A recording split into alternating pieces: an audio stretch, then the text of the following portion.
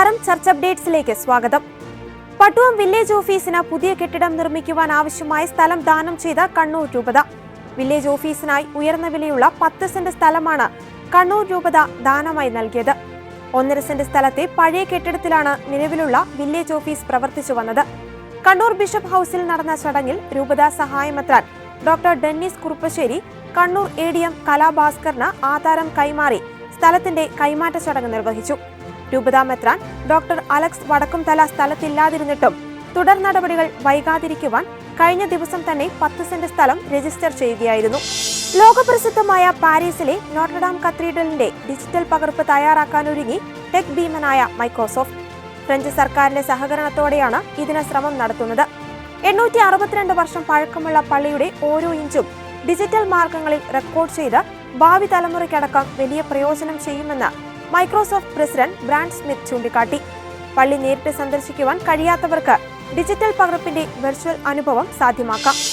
ലോകമെമ്പാടുമുള്ള മുസ്ലിം ഭൂരിപക്ഷ രാജ്യങ്ങളിലെ ക്രിസ്ത്യാനികൾക്കെതിരായ പീഡനങ്ങളെ അപലപിച്ച് സംയുക്ത പ്രമേയം അവതരിപ്പിച്ച് വെസ്റ്റ് വിർജീനിയയിലെ റിപ്പബ്ലിക്കൻ പ്രതിനിധി Riley മൂറും മിസോറിയിലെ Republican senator Josh ഹാവ്ലിയും.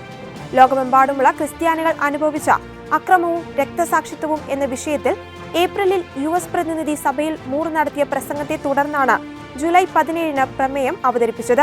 Heritage action for America, ethics and religious liberty commission, global Christian relief, Catholic board, advancing American freedom, centre for urban renewal and education, family policy alliance, save the persecuted ക്രിസ്ത്യാനികൾ എന്നിവരുൾപ്പെടെയുള്ള പ്രമുഖ സംഘടനകളും പ്രമേയം അംഗീകരിച്ചിട്ടുണ്ട്.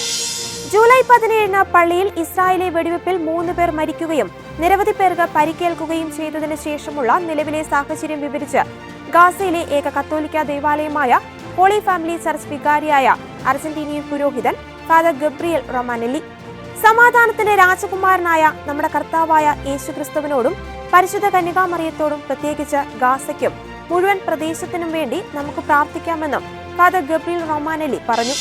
യുവജന ജൂബിലിക്ക് മുന്നോടിയായി സുരക്ഷ ശക്തമാക്കി Rome.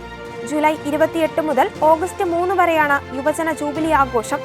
ഇതിനോടനുബന്ധിച്ച് ഓഗസ്റ്റ് 2, 3 തീയതികളിൽ ലിയോ 14 പാപ്പയുടെ നേതൃത്വത്തിൽ ജാഗരണ പ്രാർത്ഥനയും നടക്കും.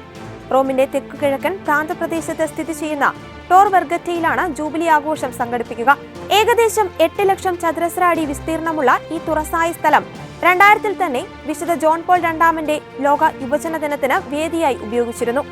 20 ദശലക്ഷത്തിലധികം യുവജനങ്ങളാണ് അന്നതിൽ പങ്കെടുത്തത്. ഇതോടെ ചർച്ച അപ്ഡേറ്റ്സ് പൂർണ്ണമാകുന്നു. നന്ദി.